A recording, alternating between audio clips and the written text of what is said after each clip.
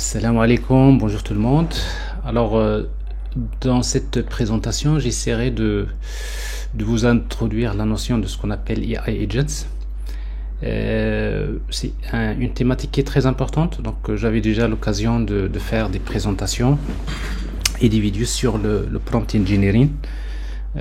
Comment en fait exploiter on va dire tout ce qui est le fichier de prompting, comment faire le fine tuning, comment utiliser le système RAG, Retriever Augmented Generation. Alors tout ça donc c'est des techniques qui s'imposent aujourd'hui pour tirer profit des fonctionnalités de l'intelligence artificielle. Mais en fait les choses évoluent et il se trouve que dans le futur, en fait l'avenir est pour ce qu'on appelle les systèmes multi-agents, ce qu'on appelle AI Agents. Donc c'est un concept qui est très ancien, mais avec maintenant les LLMs, avec les technologies qui sont développées, en fait les experts généralement pensent que pour bientôt, en fait on va dire les systèmes d'information des entreprises seront basés sur la notion de ce qu'on appelle les agents intelligents. Alors comment? C'est quoi la problématique? Alors j'ai essayé de dessiner un petit peu on va dire une architecture ce matin pour vous expliquer la problématique, pour comprendre ce qui se passe. Et comme ça, vous pouvez à peu près, on va dire, on va essayer de se rapprocher le maximum de la structure, on va dire, idéale d'une architecture, d'un système d'information. En fait, il y a d'abord les applications classiques. Alors, on sait très bien que dans les applications classiques développées par les entreprises depuis très longtemps, donc on a souvent donc des applications front-end qui vont communiquer avec le back-end. Alors généralement la communication avec le back-end souvent se fait via ce qu'on appelle les API Gateway. Bon, on va dire des services qui vont permettre à toutes les requêtes qui arrivent de l'extérieur d'accéder, on va dire, au back-end. Les API Gateway offrent des fonctionnalités comme par exemple la sécurité, comme peut-être la limitation des services, la facturation du service et pas mal d'éléments. Donc ça c'est pas le sujet, mais en tout cas globalement l'API Gateway il permet de contrôler globalement l'accès aux API des applications qui sont souvent on va dire exposées par des contrôleurs. Les contrôleurs, ça peut être dans la majorité des cas, c'est des REST API qui sont développés au niveau des applications. Alors souvent les contrôleurs, ils reçoivent des requêtes, on va dire c'est des requêtes HTTP. Ils vont déclencher des traitements. Alors pour déclencher des traitements, on fait appel à la couche, on va dire métier de l'application. La couche métier de l'application, pour la couche métier, c'est-à-dire toute la logique métier d'un système d'information, il est implémenté sous forme de service ou bien sous forme de business logic component. Et les services, ils vont faire des traitements. Alors pour faire souvent des traitements, les services vont appeler les repositories. Alors les repositories, souvent c'est là où vous utilisez des frameworks, on va dire, d'accès aux bases de données de l'application. Si vous travaillez, on a souvent travaillé avec Spring Data, avec GPA, avec Hibernate. Donc c'est des frameworks qui sont utilisés pour pouvoir faciliter l'accès aux données de l'application. Donc souvent les services font appel aux repositories, on récupère les données, ou bien on modifie les données, on retourne des résultats et après ces résultats-là vont être retournés vers le front-end, dans la majorité des cas au format JSON, c'est ce qui est souvent préféré. Et puis côté front-end, vous utilisez on va dire un framework front-end comme par exemple Angular ou bien React, et qui permet de représenter ces données-là au format HTML. C'est-à-dire vous utilisez un rendu HTML côté client. Donc jusque-là, rien de spécial, c'est-à-dire c'est ce qui est c'est toutes les applications que nous avons présentées dans le passé. C'est toujours comme ça qu'on les développe. Alors il faut noter également que parfois on va dire les services de l'application du back-end Donc en plus d'accéder à des repositories locaux, c'est-à-dire des repositories en local qui permettent d'accéder aux données locales, parfois les services ils ont besoin de communiquer avec des services remote, c'est-à-dire c'est des services distants. Par exemple, si c'est une architecture microservice, donc un service distant, ça peut être un autre microservice. L'essentiel, c'est que les services distants exposent les fonctionnalités via des API également. On retrouve souvent dans la majorité des cas les web services, SOAP, REST, GraphQL ou gRPC. Donc ça, c'est on va dire les technologies qui sont utilisées pour permettre de faire communiquer on va dire les services back-end entre eux. Et donc voilà, donc ça c'est l'architecture classique. Alors maintenant, on veut intégrer l'intelligence artificielle dans notre système d'information. Alors forcément, nous aurons besoin d'utiliser donc en fait des modèles de l'intelligence artificielle. Alors on peut bien commencer à développer des modèles spécifiques si on dispose des datasets et les bons datasets, parce que ça c'est le grand problème, c'est que comment disposer on va dire des bons datasets qui représentent mieux votre problématique. Donc si on dispose des bons datasets, on peut toujours entraîner des modèles de l'intelligence artificielle et puis on va les exposer via des API. On peut bien les développer avec d'autres langages de programmation comme par exemple Python, et on les expose via des API, et après nos services ils vont communiquer avec ces API, ces modèles de l'IA pour faire des prédictions quand il le faut. Donc ça c'est des choses pratiquées depuis très longtemps.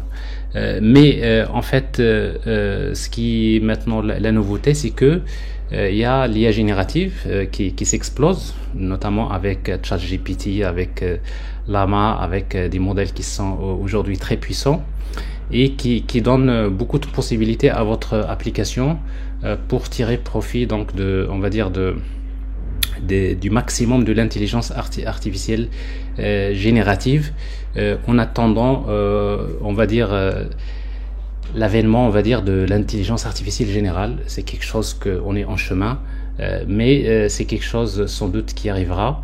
Mais en tout cas donc déjà les LLMs on les connaît déjà. Pour pouvoir exploiter les LLMs, donc il faut faire du prompt engineering. Donc ça c'est une science également il faut revenir sur les bases du prompt engineering. J'avais déjà présenté beaucoup de choses là-dessus. Et donc voilà, donc c'est-à-dire que vos services, ils peuvent toujours envoyer des requêtes directement vers les LLMs. C'est ce qu'on a vu déjà dans des applications. On envoie des prompts, le LLM comme par exemple Llama ou bien ChatGPT donc va analyser votre prompt, il va vous donner des réponses spécifiques à votre application. Et avec ça donc on a vu comment créer par exemple un chatbot, comment créer des applications intelligentes, on va dire qui sont capables de répondre à des questions dont les réponses ne sont pas dans notre système d'information, parce que on a besoin de l'intelligence générale, on va dire, pour pouvoir donner quelques réponses spécifiques. Donc faire du prompt engineering, ça permet on va dire de communiquer avec les LLMs, large language models, avec des prompts, mais tout ça reste toujours c'est pour des tâches spécifiques. C'est-à-dire que généralement vous avez un prompt spécifique que vous envoyez vers LLM, il vous donne des réponses spécifiques. Alors et du coup donc quand on a c'est-à-dire des tâches spécifiques on va dire générales, souvent il n'y a pas de problème. Donc on peut toujours s'appuyer sur les LLMs et ça marche, il n'y a pas de problème. Mais par contre, c'est que il faut noter que les LLMs ne sont pas actualisés en termes de base de connaissances, puisque par exemple un LLM qui est entraîné par exemple en 2022 ou bien 2023, eh bien tout simplement il ignore complètement ce qui se passe, c'est-à-dire c'est-à-dire ce qui se passe après cette date.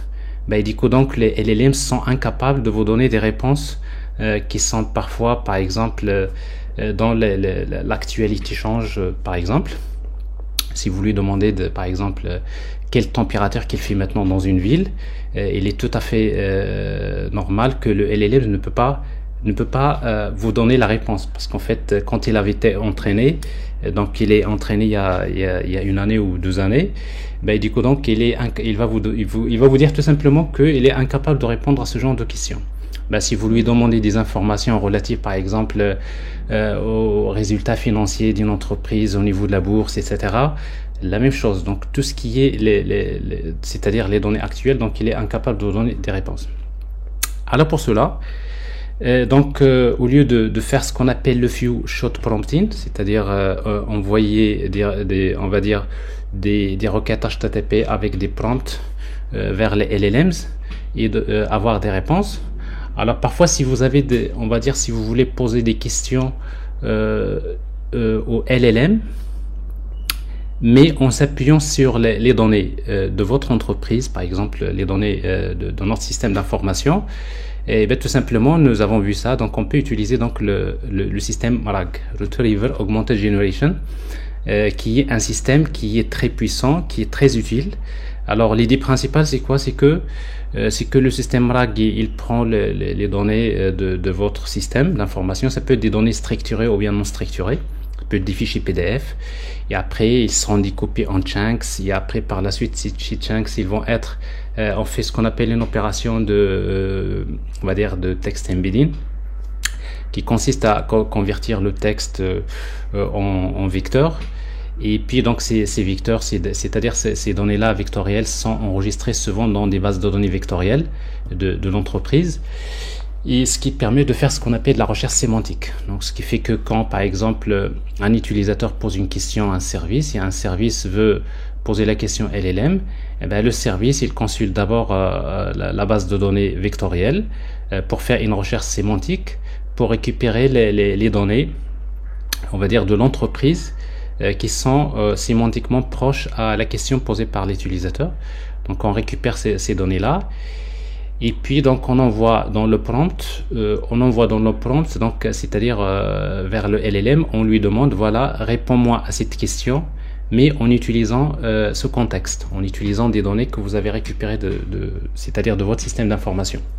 Alors ça également, ça c'est quelque chose qui marche bien. Nous avons déjà fait pas mal d'applications avec ça, et ça permet vraiment de créer des systèmes d'information qui sont très puissants, qui vous permet voilà, de créer des chatbots qui permettent d'exploiter bien sûr les documents de l'entreprise pour pouvoir donner des réponses précises aux utilisateurs, créer des assistants. Donc voilà, donc tirer profit donc des données non structurées de l'entreprise. Ça on sait le faire donc avec les systèmes RAG, donc par on va dire les vidéos que j'avais déjà enregistrées auparavant. On faisait donc des systèmes RAG sur des documents qui utilisent du texte. On n'exploite que le texte, mais en réalité on peut également faire ce qu'on appelle le multimodal RAG, c'est-à-dire on peut également exploiter aussi bien les images et le texte d'un fichier PDF, et on peut par exemple tirer profit encore mieux de ça. Donc ça, j'aurai l'occasion de vous montrer comment faire ce qu'on appelle des multimodal RAG, ou tout simplement des RAG, on va dire, il y a aussi des RAG sous forme de graphes, etc. Donc il existe, en fait, ça évolue très vite, donc ce qui fait qu'il faut bien surveiller un peu ce qui se passe à ce niveau-là, parce que c'est important. Alors jusque-là, ça, on sait le faire. Alors maintenant, le problème, c'est quoi? Alors le problème, c'est que maintenant que vous utilisez un système RAG, parce que si vous utilisez le système RAG, c'est que avant de poser la question au LLM, c'est votre application qui doit décider donc d'aller vers, de faire cette recherche sémantique, c'est-à-dire que le service, votre service, il sait déjà ce qu'il doit faire auparavant. Donc, alors maintenant, parfois, si vous posez une question au LLM, et le LLM, on va dire, ne dispose pas des données nécessaires pour vous donner la réponse. Comme je disais, si vous lui demandez par exemple qu'il est, par exemple, de vous donner un rapport financier sur l'entreprise pendant c'est-à-dire ces derniers mois, et bien tout simplement, quand vous lui posez cette question-là, il est tout à fait évident que le LLM ne peut pas faire ça parce qu'il ne dispose pas des données de votre système d'information. Et bien c'est pourquoi? Parce que ces données, ils sont là. C'est-à-dire, j'ai mes données de l'entreprise, et je voudrais utiliser l'intelligence artificielle pour pouvoir, on va dire, me donner c'est-à-dire des analyses ou bien me donner des réponses qui sont concises sur des problématiques qui sont particulières. Donc, l'idée principale, c'est que comment maintenant un LLM peut accéder à votre système d'information. C'est-à-dire, vous posez la question au LLM et le LLM, donc c'est lui qui va à un moment donné vous demander d'aller vers votre système d'information, de chercher des informations précises et de lui fournir ces données-là. Et après, il va les analyser, il vous donne encore une réponse dans laquelle il vous dit j'ai besoin également de telles informations. Vous lui donnez, il fait de l'analyse. Donc, c'est à peu près ça. Donc, c'est-à-dire l'idée principale, c'est quoi? C'est que j'ai en fait une requête, request. Alors, cette requête-là arrive vers le contrôleur, il arrive vers le service. Ben, le service, il va envoyer cette requête-là vers le LLM. Et en fait, le LLM, lui, il peut pas vous donner la réponse, mais par contre, il va vous répondre. Il va répondre à votre, on va dire, agent. Donc ça, je vais introduire cette notion d'agent tout à l'heure. Donc il va répondre, mais quand il va répondre, il va tout simplement répondre avec le nom de la fonction à utiliser. Et c'est-à-dire, il va demander par exemple à l'agent, à votre agent, voilà, d'exécuter un service X, par exemple, qui va permettre, ce service-là va permettre d'accéder aux données. Et après de récupérer ces données-là et par la suite d'envoyer encore un autre prompt vers le LLM et ainsi de suite. Le LLM va analyser donc les données et si il a encore besoin, c'est-à-dire c'est pour donner sa réponse, il a encore besoin de d'autres informations, bah, il répond encore avec le nom de la fonction ou bien le nom du service ou bien le nom de l'outil qu'il faudrait exploiter. Et ben on va dire l'agent, il va faire la même chose, donc il fait appel à un outil de votre système d'information qui va encore récupérer les données, ainsi de suite. Donc c'est-à-dire ici, il y a un dialogue qui va se faire entre votre application et le LLM. On dirait c'est comme si le LLM va commencer à un moment donné à demander à votre système d'information, c'est lui qui décide quelle est la fonction qu'il faudrait appeler dans votre système pour passer à l'étape suivante. Ben donc, c'est-à-dire, c'est le LLM, avec ces techniques-là, on va utiliser l'intelligence artificielle pour automatiser, on va dire, les tâches d'un système d'information. Alors, ça, c'est à peu près l'idée. Donc, ce qui fait... Alors, donc, ce qui fait que pour créer ce genre d'application, ben, nous aurons besoin donc de créer des services, soi-disant, dans notre application. Et ces services-là, c'est des services qui vont communiquer avec le LLM et qui vont essayer donc d'échanger selon c'est-à-dire des standards pour pouvoir automatiser des tâches. Et bien tout simplement, ces services, c'est ce qu'on appelle tout simplement des agents. Donc forcément, finalement, votre application, à un moment donné, pour utiliser de l'intelligence artificielle, pour automatiser des tâches, et bien votre application, il va utiliser un agent. Un agent, c'est un service de votre application. Alors, votre agent, qu'est-ce qu'il fait? Généralement, un agent, pour chaque agent, on va lui donner un prompt. Donc, il y a un prompt qu'on va lui, bien sûr, confectionner, qu'il faudrait évaluer, etc. Parce qu'un agent, il est fait pour atteindre un objectif. Donc, en utilisant un prompt particulier, et bien, tout simplement, il envoie ce prompt-là vers le LLM. Et quand il envoie le prompt vers le LLM, maintenant, dans le prompt, eh ben, on va envoyer la liste des tools. C'est-à-dire, en quelque sorte, c'est comme je pose la question à LLM, je lui dis, voilà, je veux que tu me résous ce problème, mais voilà, en utilisant la liste des fonctions dont je dispose, des tools. Donc, c'est comme si je pose la question, tiens, je veux par exemple que tu me fournisses l'analyse financière des performances de mon entreprise. Voilà, et en même temps je lui dis voilà, j'ai une fonction qui permet de retourner les informations sur l'entreprise, j'ai une fonction qui permet par exemple de consulter, c'est-à-dire on va dire la valeur de l'action pendant les 7 derniers jours. J'ai une fonction qui permet par exemple, etc., etc. Donc c'est-à-dire dans le prompt, vous envoyez la liste des ce qu'on appelle les tools, la liste des fonctions que le LLM peut utiliser pour pouvoir répondre à cette tâche que vous lui demandez de faire.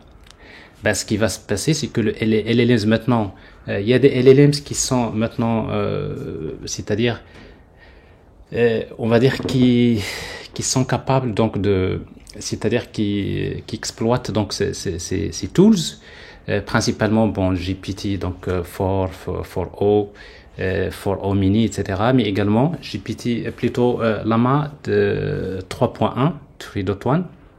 Donc ça c'est des modèles qui sont maintenant, si vous lui donnez la liste des fonctions, et bien tout simplement quand il va vous répondre, il vous donne une réponse et il vous indique il indique à votre agent c'est le LLM qui va indiquer à l'agent quel est le tools qu'il doit utiliser. Et après, l'agent va utiliser un tool, et c'est un tool tout simplement, ou bien une fonction, c'est quoi? C'est tout simplement, c'est un service. Et ben, le tool, c'est un service de votre application qui va permettre donc soit d'accéder aux bases de données du système, c'est-à-dire aux données locales, ou tout simplement, parfois, il y a des tools pour lesquels on a besoin de faire des recherches sur des services externes, comme par exemple un moteur de recherche, ou bien on peut invoquer d'autres LLMs, on peut faire pas mal de choses. L'essentiel, c'est que les tools, c'est des fonctions, c'est des services que vous allez développer et que vous allez attacher à un agent, et par la suite, donc l'agent, à chaque fois qu'il envoie la requête, il reçoit le nom du tool qu'il va utiliser. Ben, l'agent va exécuter c'est-à-dire le tool, et ce qui va le permettre de faire des traitements, récupérer des résultats de votre système. Et après encore, l'agent, il prend ces résultats, il va les envoyer encore dans une boucle comme ça, c'est-à-dire il va les envoyer vers le LLM, tout en lui rappelant c'est-à-dire les anciens prompts, parce que c'est-à-dire que le prompt qui est envoyé, c'est toujours, on conserve, on va dire, la conversation. Donc en rappelant toujours ce qui s'est passé avant. Donc je lui envoie donc les données, le LLM il va analyser donc les données, il va encore répondre avec le nom de la fonction qu'il va utiliser, l'agent va utiliser le tool, il retourne des résultats et il envoie encore le prompt jusqu'à ce que le LLM dispose de toutes les données dont il a besoin maintenant pour vous donner la réponse. Et à la fin, il vous donne, il vous donne la réponse. Et cette réponse-là, donc, va être envoyée vers l'application, vers le client. Donc, ça, c'est à peu près l'idée principale. Donc, c'est ça, si vous entendez parler de la notion de AI agents, ou bien les systèmes multi-agents, maintenant modernes, c'est des systèmes qui sont basés sur ces techniques-là.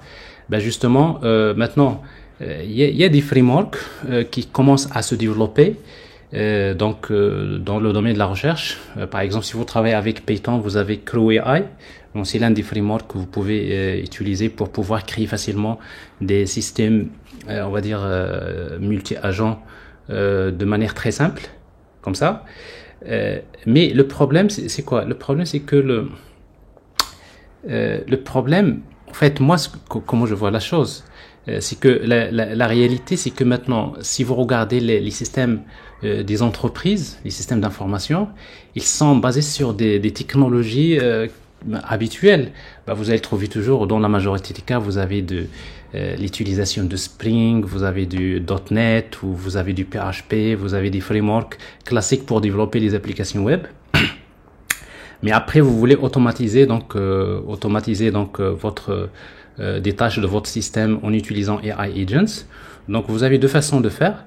Soit vous pouvez travailler avec un langage Python pour créer donc des agents que vous allez exploiter directement via HTTP avec vos services, ou tout simplement, si votre framework offre c'est-à-dire la possibilité de créer, on va dire, des agents, et bien tout simplement c'est plus simple. Donc c'est le cas. Par exemple, si vous travaillez avec Spring, Donc vous avez Spring AI. Il se trouve que Spring AI c'est vraiment développé et qui Spring AI donc ça permet facilement de mettre en place des agents comme ça sans forcément faire appel à d'autres frameworks, à d'autres couches qui sont parfois complexes. Donc justement c'est ce que je vais vous montrer. Donc j'essaierai de vous montrer comment est-ce qu'on va mettre en place un système comme ça. Voilà, alors sans trop tarder, donc je vais directement passer à la démo. C'est vrai, j'ai parlé de beaucoup de choses, mais peut-être ce schéma-là, donc je vais y revenir à chaque fois pour vous expliquer des choses. Alors pour cela, donc j'aurai besoin. Alors voilà ce qu'on va faire. Donc je vais créer un projet Spring, par exemple. Alors, donc, je vais créer un projet Spring Initializer. Donc, je vais appeler par exemple My AI Agents App. Alors, c'est un projet Maven. Je vais utiliser Java 21 et puis je vais utiliser quelques dépendances comme Spring Web parce que j'ai besoin de créer une application web. J'aurai besoin d'utiliser donc les LLMs, donc je vais utiliser Spring AI. Alors pour Spring AI, donc vous pouvez utiliser OpenAI ou Llama. Donc ça, si vous voulez utiliser un open source, vous pouvez les intégrer les deux. Donc je vais vous montrer un peu comment exploiter les deux. Donc voilà, donc ça c'est pour les LLMs. Et j'aurai peut-être alors votre application maintenant. Après il y a encore parce qu'il y a une base de données, donc vous utilisez Spring Data GPA. Il y a par exemple une base de données comme H2 Database, etc., etc. Donc c'est-à-dire vous avez DevTools, vous avez Lombok, vous avez etc. Vous pouvez ajouter donc les éléments classiques que vous utilisez. L'essentiel, c'est que vous créez une application basée sur Spring, mais après donc vous allez ajouter donc cette dimension là, c'est-à-dire de OpenAI et Llama. Alors, on va créer le projet.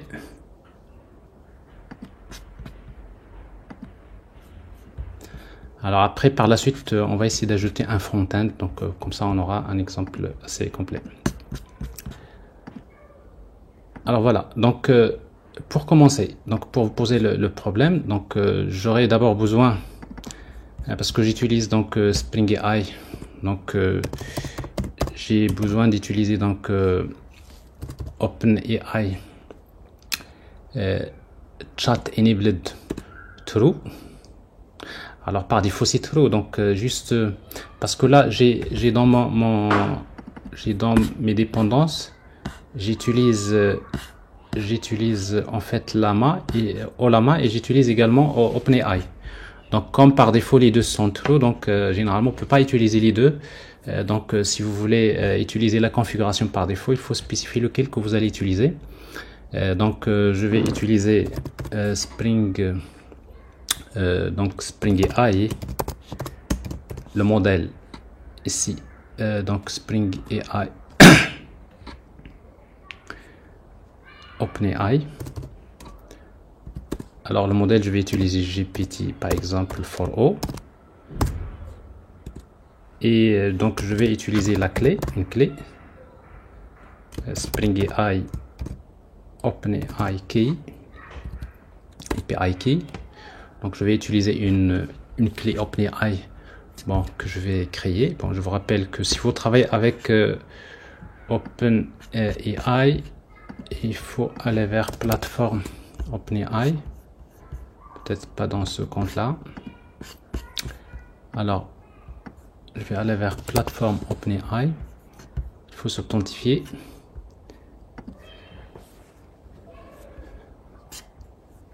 Et puis donc si vous êtes authentifié, si vous avez un compte, c'est-à-dire si vous avez un compte, ici vous avez dans la configuration Billing, donc je vois ce que j'ai encore, voilà, j'ai encore chargé un peu d'argent, là si, il ne reste pas beaucoup, c'est $. Alors si vous avez donc un compte chargé, vous pouvez créer des clés d'API. Alors c'est ce que je vais faire ici. Alors dashboard API key, je vais créer ici démo. Alors je prends cette clé là et je la mets ici. Alors donc ça c'est pour le, notamment si on utilise ici chat ici OpenAI. Et puis donc on va désactiver pour le moment Ollama. Donc Ollama donc modèle plutôt donc voilà, OpenAI Ollama chat enable, on va le mettre à false. Si vous voulez, vous avez ici les deux. Donc pour le moment, après on va compléter l'autre. C'est ici pour basculer de, ce qui est bien ici, c'est que on peut basculer de OpenAI vers Ollama, vers Llama sans modifier le code. Donc ça va se passer uniquement à ce niveau là. Alors ici donc je vais spécifier donc la température. Donc OpenAI, voilà, par exemple la température c'est 0. Voilà, c'est quelques configurations. Alors avec ça, ce que je vais faire, c'est que je vais faire un premier test et après pour vous poser le problème. Alors je vais par exemple créer un REST controller. Je vais créer un REST controller ici que je vais appeler donc my AI agents controller.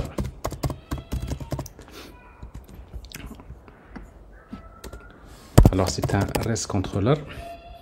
Alors pour ça on va utiliser chat client pour communiquer avec OpenAI.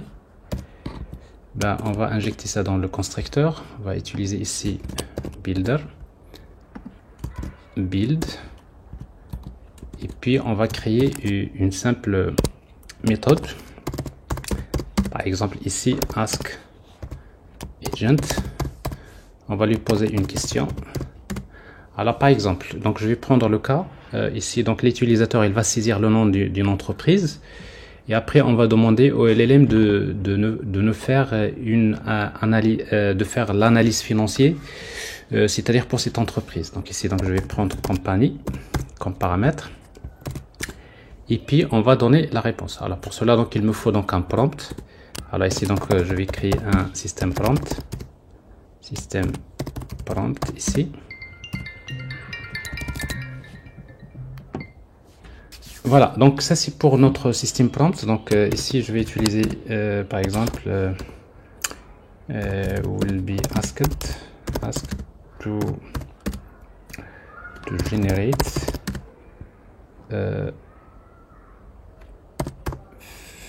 financial report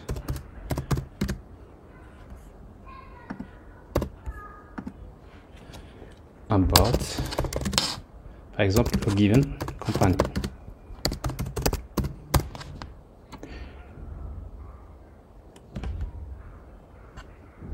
Voilà, donc ça c'est le système message. Après on va essayer de l'améliorer pour le moment. Et après donc on va utiliser ici donc la réponse c'est, alors on va ajouter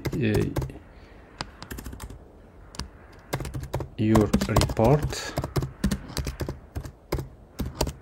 should include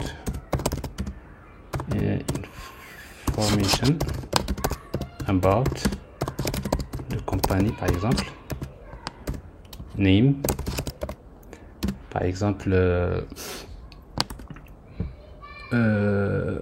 country, domaine, etc. Donc on peut ajouter donc de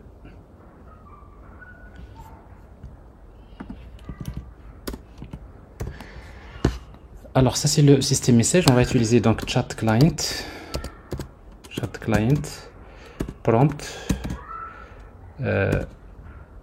on envoie la requête et on récupère le contenu. Alors ici donc je vais utiliser system message, ça va être system message, system prompt et user. Alors ici donc ça system message, ça c'est user message. Alors user message, donc ici il va contenir le contenu, c'est company. Ici donc je vais utiliser company name deux points, directement, je vais ajouter campagne.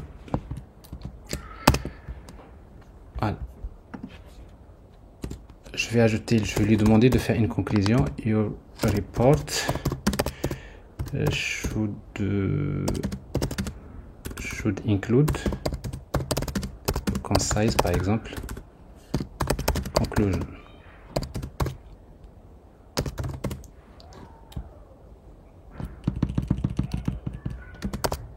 About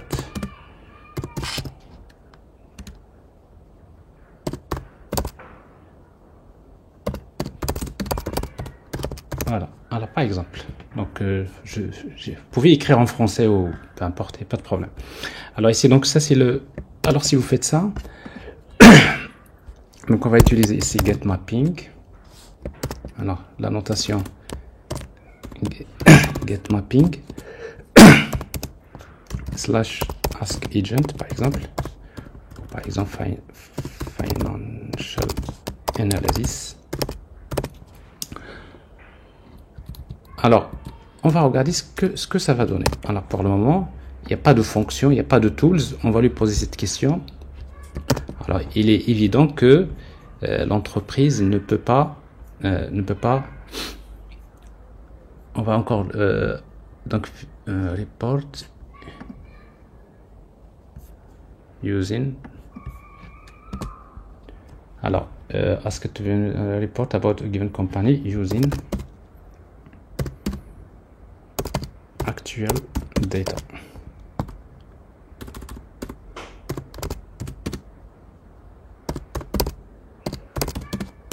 Voilà, comme ça on va lui préciser ça.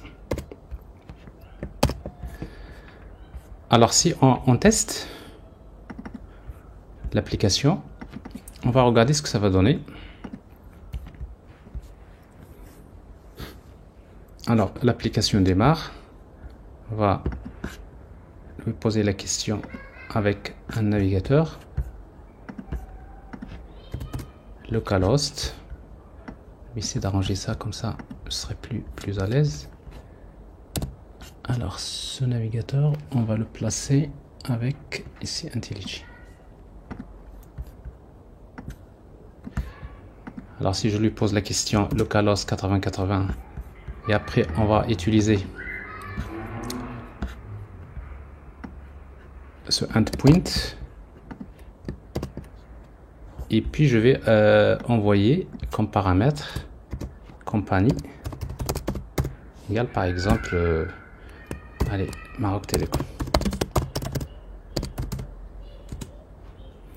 Alors il y a une erreur, donc ça c'est 404. Alors qu'est-ce qui se passe? Alors ici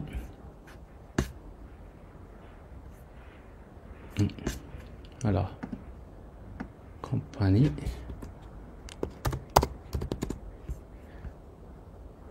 alors il y a double slash ici, c'est pour cela. Voilà.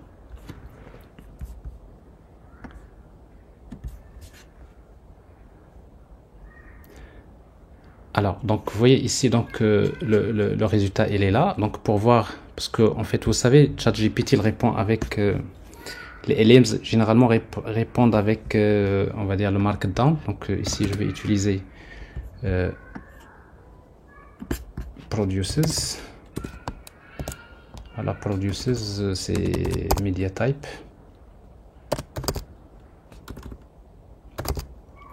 Alors, media. Et je vais utiliser text plain ou markdown value. Donc on va supposer que c'est du markdown.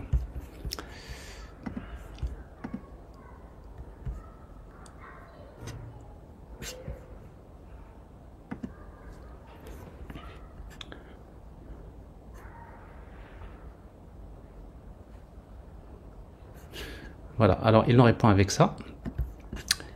Donc vous voyez donc alors si vous lisez bien, donc vous voyez donc il vous dit j'ai besoin d'accéder aux informations, aux données financières de l'entreprise. Donc c'est pour ce moment il vous donne à peu près le squelette c'est-à-dire du rapport qu'il va faire. bah, à la fin il va vous donner compagnie, le nom, country, domaine, etc. Et il vous donne des informations, ça, il vous propose, c'est juste des généralités. Mais ici, donc ça c'est si vous voulez le template. Donc ce qui fait qu'il est maintenant incapable de vous donner des réponses pour ce genre de requête spécifique. Donc le LLM a besoin, donc je lui pose la question, maintenant il a besoin, quand je lui pose le prompt, ben, il a besoin d'utiliser des tools pour accéder à votre système d'information, pour lui donner ces informations dont il a besoin pour pour faire ce genre de tâches. Alors c'est ce qu'on va faire. Alors pour cela, donc ce qu'on va faire, alors déjà bon, pour le markdown, donc si vous voulez que votre navigateur interprète le markdown et avoir un texte formaté, donc j'ai ici d'installer une extension qui s'appelle Markdown View. C'est une extension Google Chrome. Vous pouvez l'installer, vous la configurez. Moi j'ai ici de la configurer, ça marche pas encore, mais en principe si vous la configurez bien, vous pouvez en principe avoir directement, c'est à votre navigateur, il peut vous afficher ça formaté, donc en format Markdown, mais c'est pas ça le plus important pour le moment. Alors maintenant ce qu'on va faire, c'est que on va maintenant lui dire, qu'est-ce qu'on va lui dire? Je vais lui poser le prompt, mais je dois lui donner quelles sont la liste des tools que notamment dont l'agent dispose pour pouvoir faire ce travail. Alors maintenant, comment créer des tools? Alors donc pour créer des tools, bon, normalement c'est des fonctions, donc avec Spring AI. Donc pour créer des tools, donc on va créer ici des services. Donc on va créer un package que je vais appeler tools. Alors je vais créer un premier tool qui consiste à donner des informations concernant l'entreprise d'abord, notamment country, domaine, etc. Donc je vais créer un tool que je vais appeler country, par exemple identity information. Donc ça c'est le tool. Alors c'est quoi ça? Identity info, je renomme fichier. Alors tout simplement ça doit être un service et ça doit être une fonction. Alors une fonction, c'est-à-dire vous aurez besoin d'implémenter function. Alors vous savez, function, il reçoit l'input, un objet l'input et un objet l'output.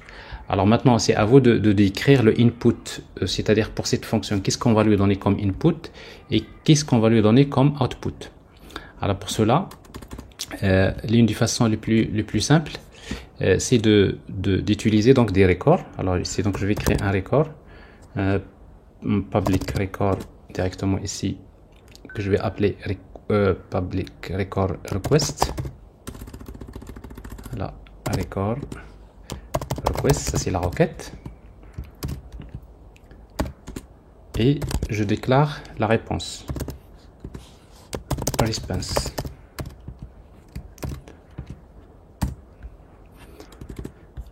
Et donc, je vais maintenant implémenter function. Et function, donc j'ai besoin de lui donner l'input request. Donc request. Alors request, ça se trouve dans country identity info request, donc c'est-à-dire celui-là. Et je vais lui donner, voilà. Donc ça c'est request virgule response.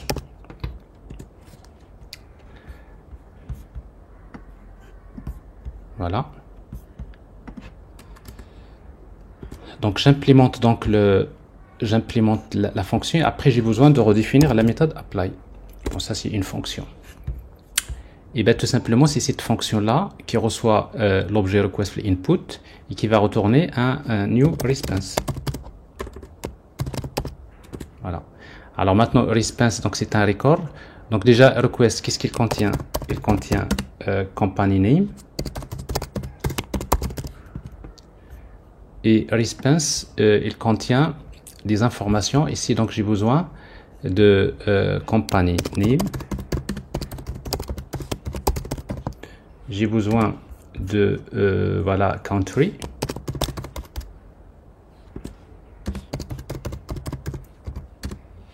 J'ai besoin du domaine. Alors ici, les noms des attributs, c'est important de garder la sémantique. Par exemple, ici, donc, je vais l'appeler domaine, tout simplement, ou industry domaine.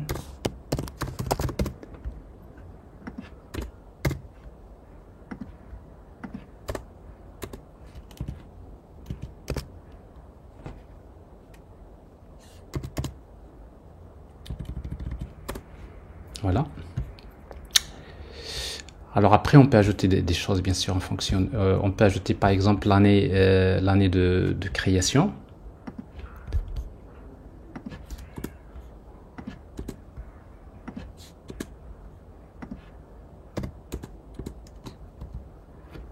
Alors c'est int, par exemple, founded year. Voilà, donc j'ai quatre informations. Ici, response. Alors, donc, new response. Alors, company name, donc c'est request.company name. Alors, pour, par exemple, ça c'est country. Alors, ici, donc, pour le moment, je vais pas accéder à une base de données. Donc, je vais donner des données statiques. Mais après, vous savez maintenant, il suffit d'injecter les repositories ici de votre application. Et puis, donc, vous pouvez accéder à votre base de données pour récupérer les informations sur l'entreprise. Alors, ici, donc, Morocco. Et puis, j'ai ici, par exemple, l'industrie, c'est télécom. Et puis, l'année, par exemple, 1900, je sais pas, 11. Alors, ici, donc, qu'est-ce que je viens de faire? Eh bien, je viens de créer un tool. Ça. Alors, pour Spring AI, un tool, c'est une fonction. Vous voyez, c'est une fonction. C'est ça. Ben, c'est une fonction qui reçoit l'input, l'output. Alors maintenant, pour que le Spring AI, pour que le LLM puisse comprendre ce tool-là, il faut lui donner une description. Alors pour lui donner une description, donc on va utiliser la notation description. Alors donc ici la description, on peut mettre la description suivante. C'est du texte, par exemple get information. Identity,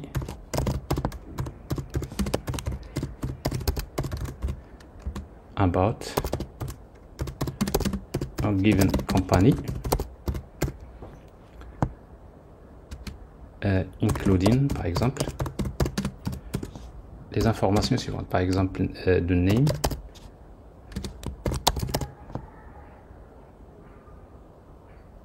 voilà, the name of the company,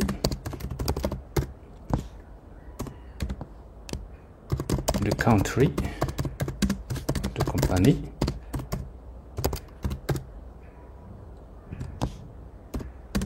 quoi d'autre, nous avons voilà, industry domain of the company, et puis the founded year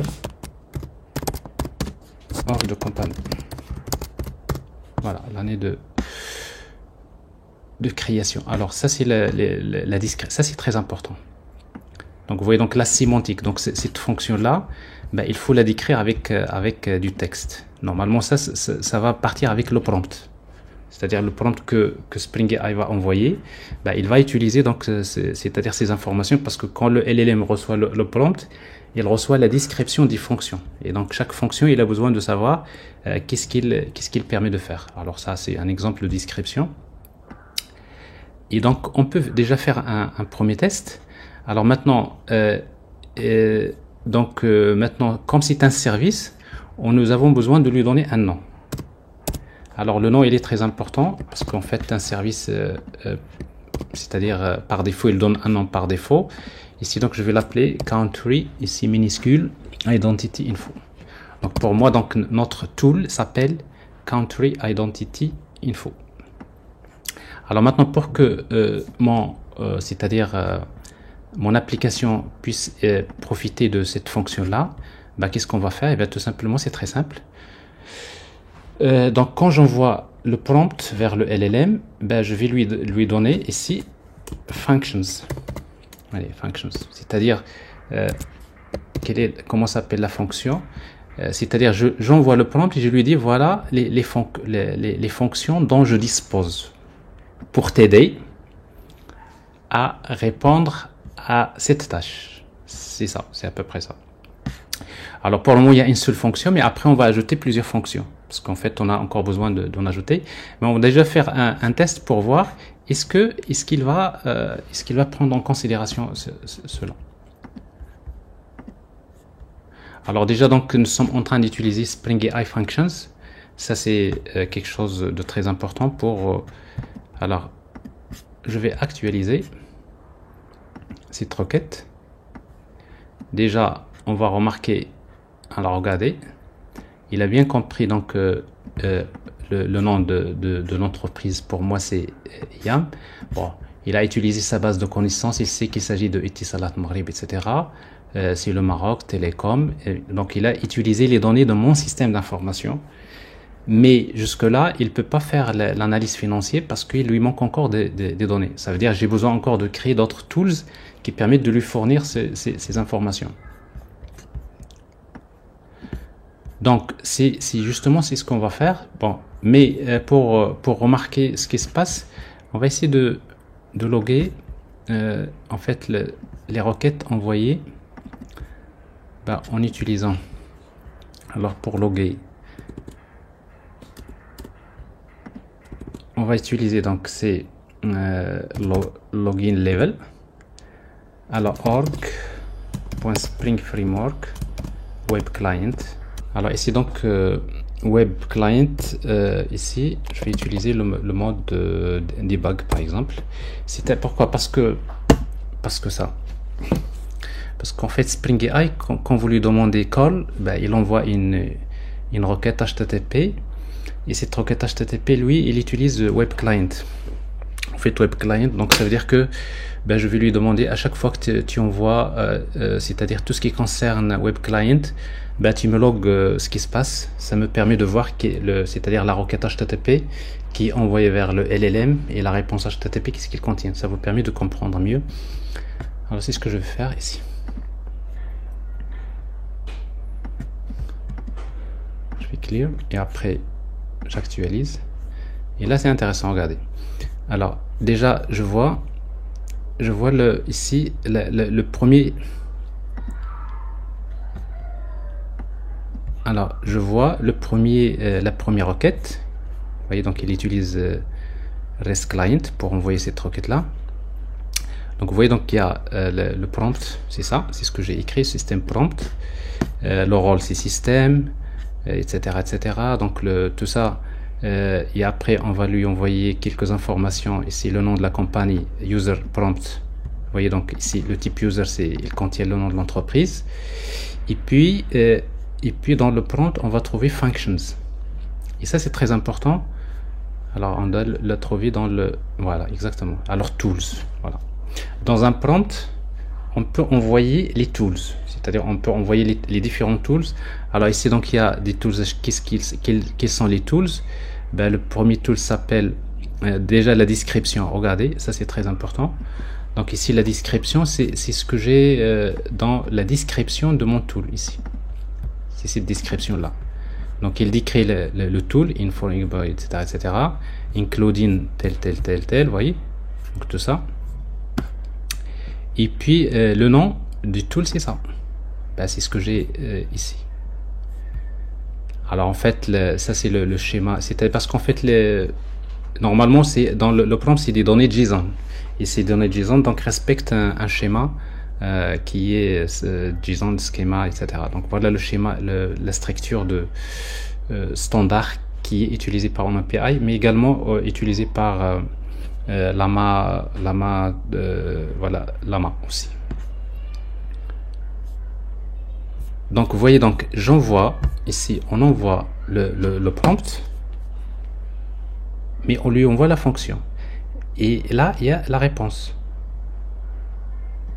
Mais si on regarde la réponse ici, oui, donc la réponse c'est ça. Donc je suis en train de loguer maintenant la réponse. Alors rôle si système, la réponse.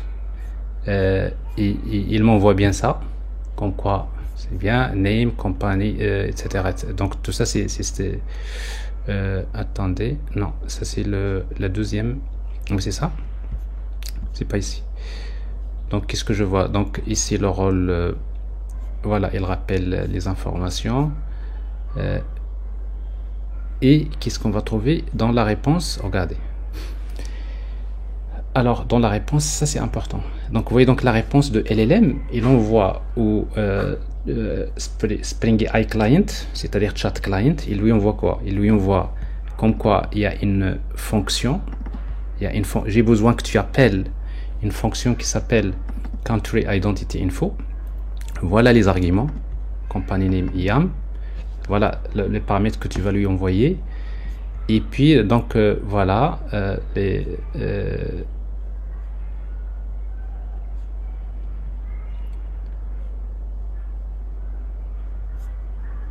alors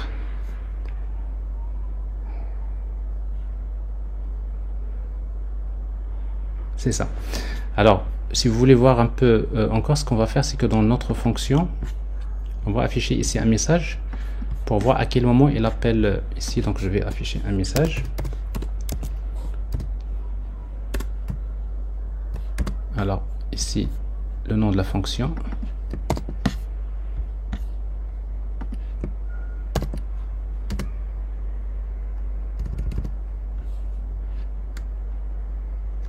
Voilà, country, plutôt company.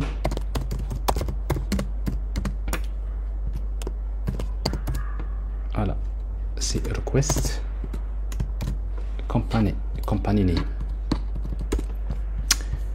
Donc ici donc j'affiche au moment de l'exécution, je réexécute.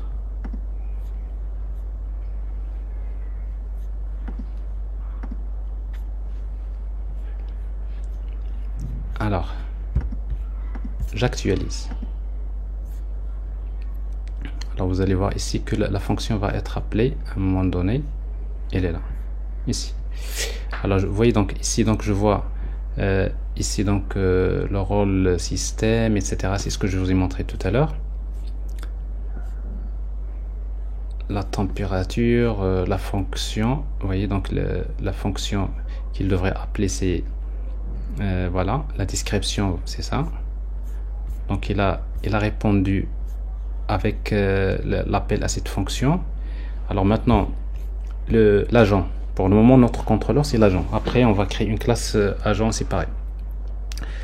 Donc il reçoit cette réponse là, il a compris, bah, bien sûr il a compris à travers donc la réponse comme quoi il devrait appeler, bah, automatiquement il appelle la fonction. Vous voyez donc il l'appelle avec l'argument, il sait qu'il est IAM, et après la fonction va lui retourner un résultat, et une fois qu'il va lui retourner le résultat, et bien, il va envoyer encore le prompt une deuxième fois.